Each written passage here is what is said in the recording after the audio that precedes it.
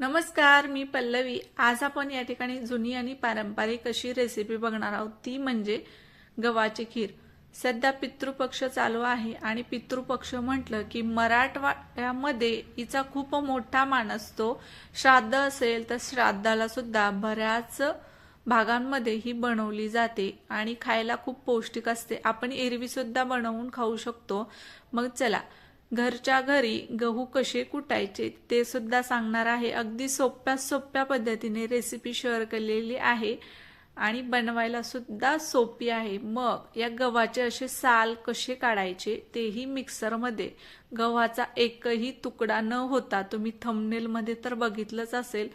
मग चला, तुम्हाला शिकायचे आहे ना खीर, मग थोडा पण व्हिडिओ स्किप करू नका, नक्की शेवटपर्यंत बघत राहा।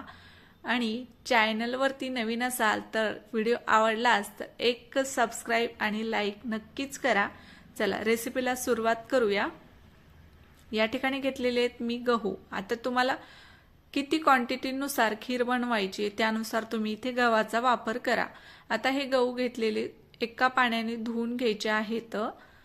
गहू अगोदर स्वच्छ केलेले असावेत, त्यानंतरच धुवायला घ्यायचे आहेत। आता हे पाण्याने धुतल्यानंतर आपल्याला पाण्यामधून गहू उपसून घ्यायचे आहेत। एखादी चाळणी असेल तुमच्याकडे तर त्या चाळणीमध्ये काढून घ्या, किंवा मग नसेलच तर तुम्ही एखादा सुती जाड कपडा घेतला तरीही चालेल।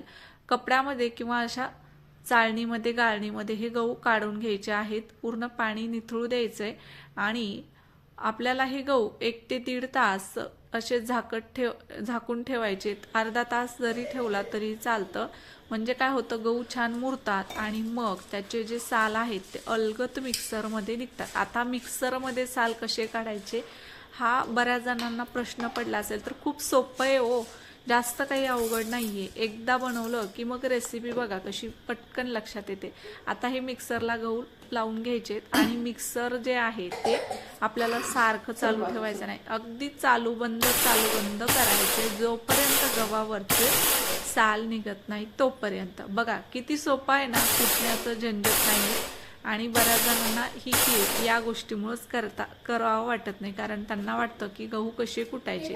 तर हे बघा थोडे निघत आहे, अजून बाकी आहे साल निघायचे, ते सुद्धा पूर्णपणे निघतात। चला, परत एकदा मी मिक्सरला लावून घेतले, मिक्सर चालू बंद केलं। बघा आता निघतात की नाही, पूर्णपणे साल अलगद निघलेले आहेत। तर कुटायचं सुद्धा गरज पडलेली नाही, कुटायला वेळ लागतो, मिक्सरला बिलकुल वेळ लागत नाही। तर आता हे गहू असे परत चाळणीमध्ये टाकायचे, किंवा कपड्यावरती जरी टाकले तरीही चालतं। आणि याला आता अर्धा 1 तास फॅनच्या हवेला सुकवून घेतलं तरीही चालतं। आणि जे थोडेफार गहू ओले असले तर हे बघा मिक्सरला त्याचं जे वरचं साल आहे ते तर पूर्णपणे अर्धच चिटकलेलं आहे, यामध्ये गहू सुद्धा नाही। तर बघा पूर्णपणे त्याचं जे वरचं साल आहे ते निघतं। आता हे सुकवत ठेवलं की राहिलेले साल आपण फटकून काढून घेऊयात। तर असं सुकवत ठेवायचं आणि नंतर खीर बनवायला तुम्ही हे फटकून घेऊ शकता। तुम्ही ही प्रोसेस आदल्या दिवशी जरी करून घेतली तरीही दुसऱ्या दिवशी बनवायला खूप पटकन खीर तयार होते। तर आता गहू सुकलेले आहेत, मी आता हे गहू फटकून घेणार आहे। तर फटकल्यानंतर त्याचे जे साल होते ते पूर्णपणे निघले होते आणि गहू खूप स्वच्छ बिना सालीचे दिसत होते। तर आता हे फटकल्यानंतर बघा किती स्वच्छ झाले होते, काही सुद्धा त्याला राहिलं नव्हतं आणि साल पण पूर्णपणे सुकल्यानंतर फटकली की निघून गेलती। तर आहे की नाही टिप सोपी? मग चला पटकन एक लाईक ठोका आणि समोरचा व्हिडिओ बघत राहा शेवटपर्यंत, आणि त्याची साल दाखवते काढलेली। तर खूप सोपी आहे टिप्स, नक्की जास्तीत जास्त व्हिडिओ शेअर करा। आत्ता तुम्हाला खिरीला जेवढे गहू घ्यायचे तेवढे घ्या, आणि खिरीला जेवढे गहू घेतले त्याच्या 3-4 पटीने आपल्याला इथे पाणी लागणार आहे, कारण गहू शिजण्यासाठी भरपूर पाणी लागतं। तिकडे कुकरमध्ये पाणी गरम करायला ठेवलेलं आहे आणि इकडे हे गहू आता आपण परत एकदा धुणार आहोत।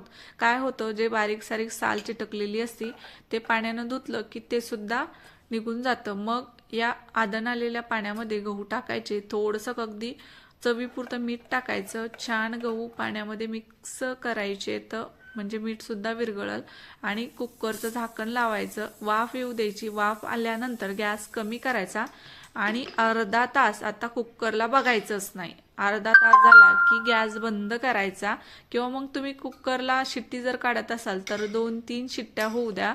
आणि बघा आता पूर्णपणे छान असे गहू शिजलेले आहेत. आता हे गहू गरमागरम हटले की अजून त्याचे थोडेसे गहू आहेत ते हटल्या गेले की त्याचे तुकडे होतात. पण माझ्याकडून बराच वेळ कुकर तसंच राहिलं आणि थंड झालं, आणि गहू थंड झाले की मग ते हटल्या जात नाहीत.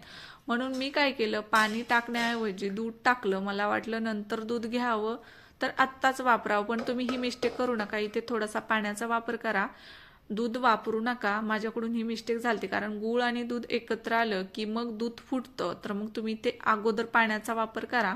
आणि तुम्हाला दूध खायचंच असेल तर खीर शिजल्यानंतर तुम्ही त्यावरतून दूध घेऊ शकता. आणि गुळाचा वापर तुम्ही तुमच्या आवडीनुसार करू शकता. मी इथे जेवढा गहू घेतले तेवढे गूळ घेतलाय. तुम्हाला जर कमी गोड हवं असेल तर तुम्ही थोडासा गुळाचा वापर कमी करा. त्यानंतर तूप टाका, खोबरं टाका, आणि तुम्ही दुधाऐवजी पाणी टाकलेलं असेल तरीही गहू थोडेसे असे मिक्स करायचे, हटून घ्यायचे. आणि आता हे परत आपल्याला 10 ते 5 मिनटं छान गहू शिजवून घ्यायचे तर हटल्यानंतर.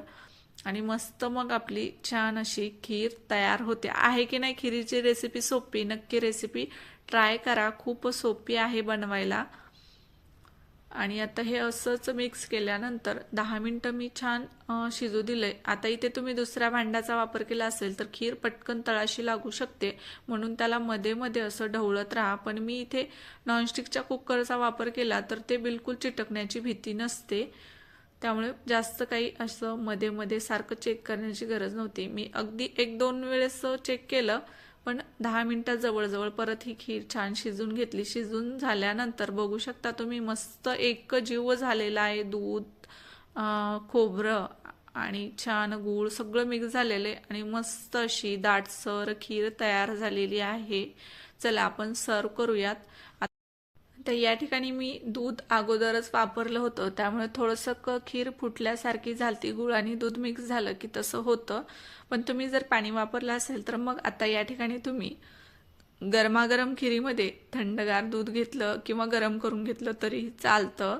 खूप चांगली अशी खीर लागते. पण मला थोडंसं अजून दूध घ्यावंसं वाटलं म्हणून मी परत थोडंसं टाकलं.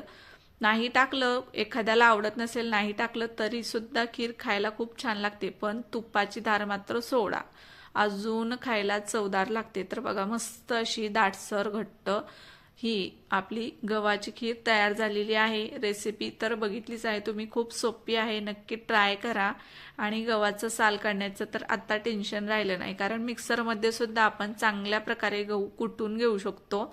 तर बघा मस्त अशी दाटसर ही खीर ट्राय करा, खाऊन बघा. आणि व्हिडिओ आवडला असेल किंवा आजची रेसिपी आवडलीच असेल तर नक्की चॅनलला जास्तीत जास्त शेअर करा. व्हिडिओ पण आवडला असेल तर सबस्क्राईब करा आणि एक लाईक मात्र नक्कीच करा. अशाच नवीन रेसिपीसोबत भेटूयात, तोपर्यंत बाय.